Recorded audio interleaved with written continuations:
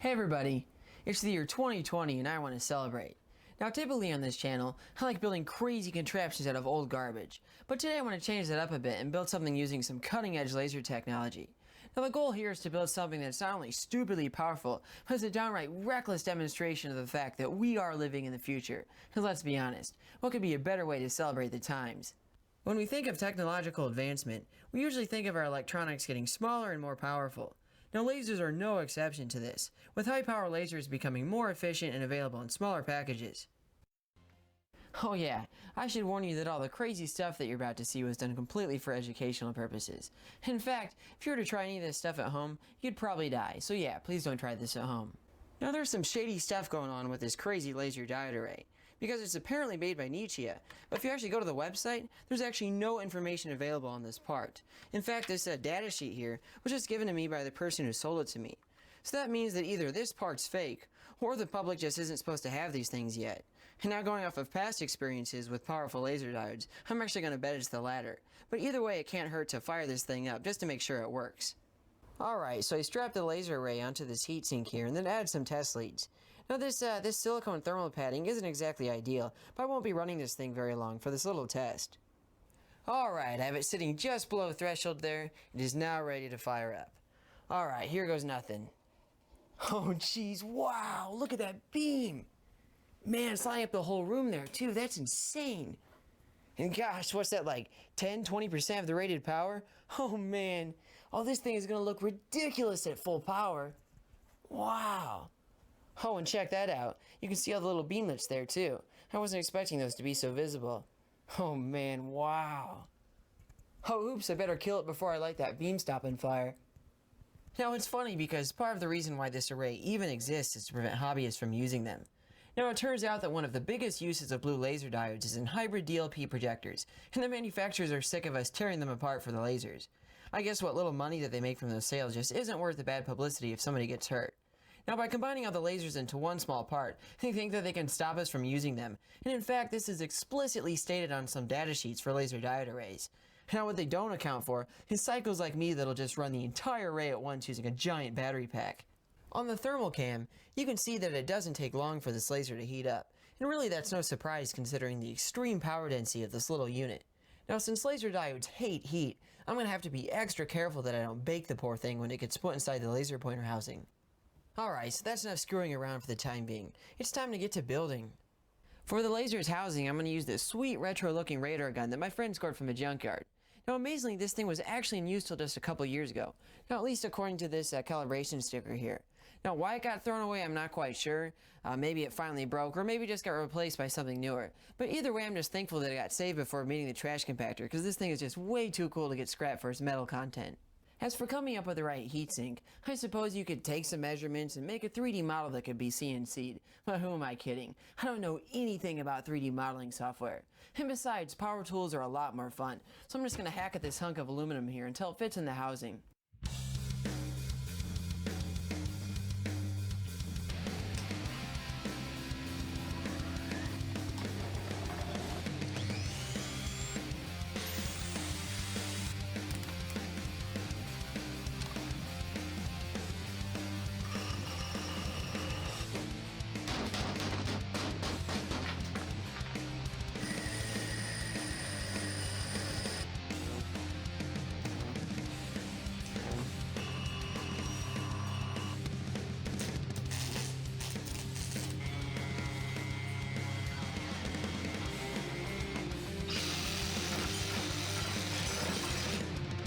A few moments later.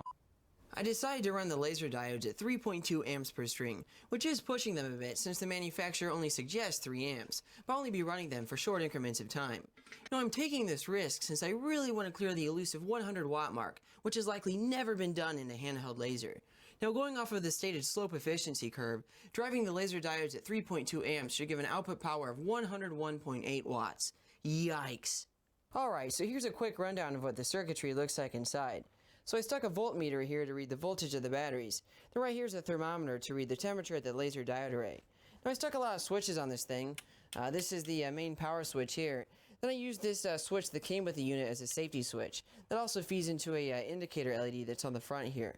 Now as for the trigger, I didn't quite trust it to handle the high current that those lasers were going to take, so instead I just have it signaling to this massive MOSFET here to handle the bulk of the power switching. I did not leave myself much space to jam in those batteries, and I had to rewire some connections as well as modify the battery casings a bit to make them fit. But even so, they just barely fit in there. And yeah, it was scary trying to close the case, because shorting the batteries would cause a fiery nightmare to say the least. It's finally time to test this thing out. But first I gotta put on my laser goggles, because seriously, just looking at the output of this thing on a surface is definitely enough to burn your eyeballs out. Alright, so here's the main power switch. Then you can see the readout there for the battery voltage and then the temperature. Then right here's the safety switch, which arms the laser. Alright, here goes nothing. Wow, that's insane! Wow, check out how it lights up my whole shop there. Completely overpowers the light. Oh man, that's a scary amount of power. Wow. Now just to give you an idea on how stupidly powerful this laser is, I have a couple other lasers here to compare it to. So this laser right here is 5 milliwatts. So a direct hit from anything stronger than this is going to cause eye damage faster than you can blink, or even just a reflection off of a shiny surface. Now this laser right here is 500 milliwatts, or half a watt. So that puts it in the highest laser danger rating there is. So that means that not only is it a fire hazard, but just looking at the spot on a surface can burn your eyeballs out without goggles. And then there's this laser, which eclipses that rating 200 times over. I mean, seriously, there's no sane reason for something like this to even exist, and yet here I am, flaunting it on a YouTube video. Okay, so what can I even do with it? The same thing as any other gadget that isn't boring. Light stuff on fire. Check out how the raw output just torches my desk. I'm not even using a lens here. The power density is already way higher than my laser bazooka. As for the other burning tests, let's start with the easy stuff. I wonder how fast I can pop these balloons with the laser. That never gets old. Can the raw output ignite wood? I'll take that as a yes. How about a ping pong ball?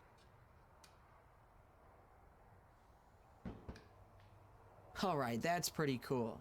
It turns out ping pong balls are surprisingly flammable due to their nitrocellulose content. Speaking of nitrocellulose, here's a little bit of flash paper. Since I'm already igniting a bunch of random stuff, I might as well put that chemistry degree of mine to use and whip up something exciting.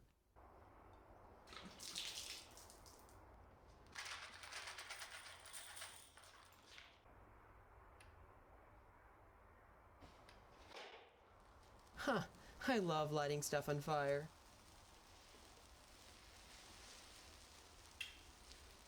Some people might ask, how hot is the beam itself? Well, the thing is, there isn't actually a temp. Yeah, it's hot. Okay, well the beam doesn't exactly have a temperature, but it certainly can heat up objects very quickly. Now, how hot depends on a lot of factors, but this piece of wood here heats by hundreds of degrees in under a second. Let's tackle another popular viewer question. Can I send electricity down the laser beam? To test this, I have a voltage multiplier stack that produces very high voltage DC. When the leads are close, the field is strong enough to ionize the air and cause an arc to form.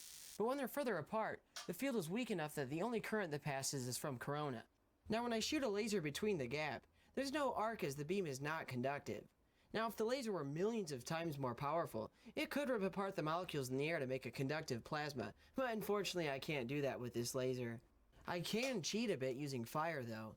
By sticking some matches between the gap, I can ignite them with the laser to generate some thermal ions.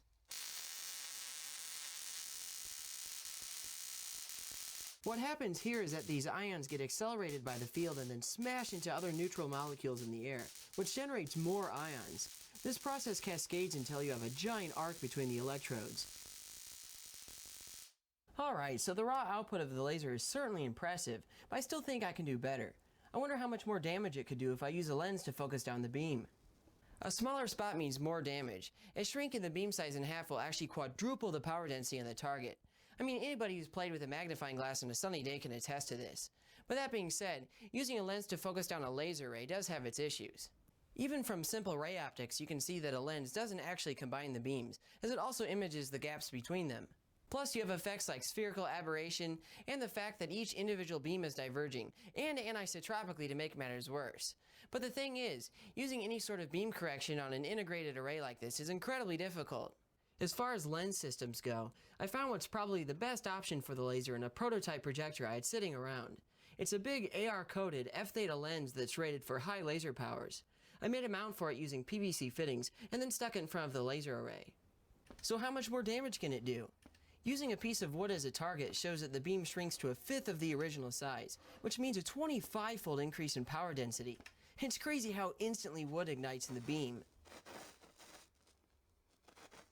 This makes it really great at engraving wood. I've never had a handheld laser that scorched wood so easily. There's nothing like a nice, refreshing bottle of soda after a long day of building death rays. But it looks like I forgot to bring a bottle opener. What am I supposed to do now? Oh yeah, I almost forgot. I can just use the most powerful handheld laser in the world. Well, that's certainly frightening. Yeah, that's molten glass you're looking at.